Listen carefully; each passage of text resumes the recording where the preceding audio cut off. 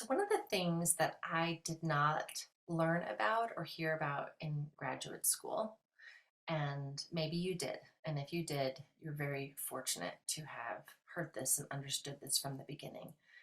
But it was not clear to me that part of what I was doing when I was signing up to work therapeutically with individuals was that I was going to be every single day in my career on the job. I was going to be putting myself in the position of secondary trauma exposure.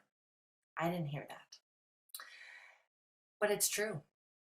And the more that I learn about interpersonal biology and the more that I learn about our nervous systems and how the brain works, the more deeply I appreciate that there is a profound truth in this.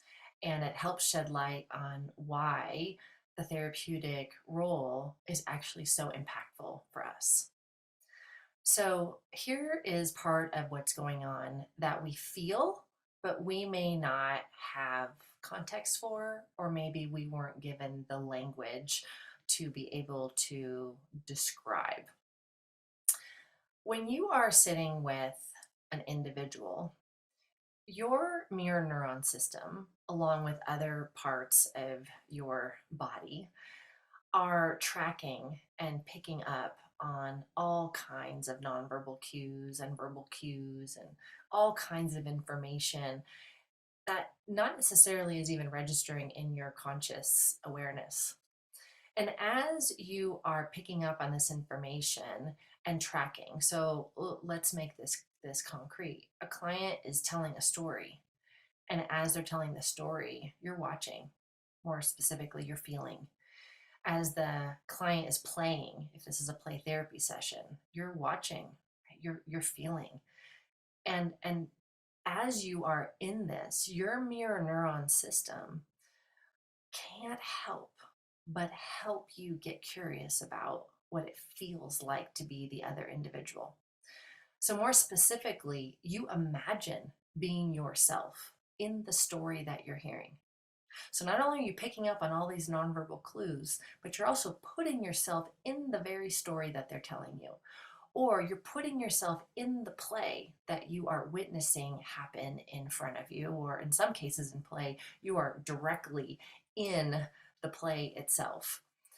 And as such, you are reliving the trauma alongside your client as if it were happening to you.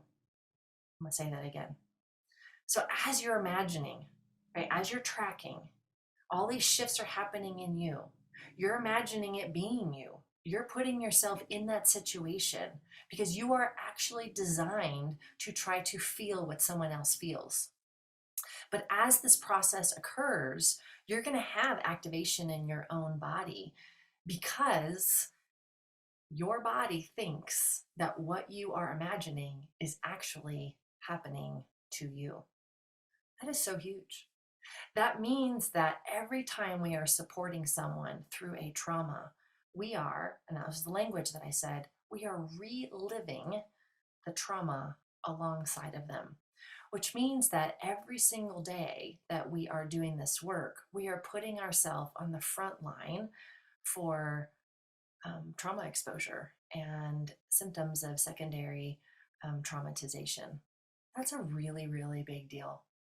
My hope is that hearing this actually normalizes some of the experiences that you have at times, because we all, if we've been in this field for a period of time, we all go through experiences of where our body feels agitated or overwhelmed or even numb, or it even can affect our thinking of like, and our beliefs about the world, and are things okay? Am I okay? Is this world okay? I mean, there's a lot that can happen for us.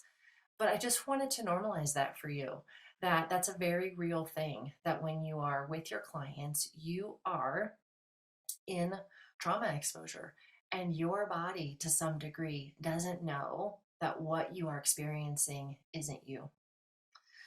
So I'm going to invite you to just take a breath, breathe into that, and also recognize that self-care is a big deal. And not necessarily just self care before your day starts or the end of the day, but an ongoing practice of self care where you are engaged in, I'm going to call it a philosophy, a way of moving through the world that is an ongoing invitation of checking in with yourself and what am I experiencing and what am I feeling and what am I needing, so as I'm experiencing this activation I can be integrating it as I go, which is very different than what I think happens for a lot of individuals in this profession, which is that they feel, hold it, and eventually their nervous system and their beliefs say enough is enough. I'm out of here. And then we end up losing some really great people in this field, simply because their body is saying, enough is enough. This is I can't take this anymore.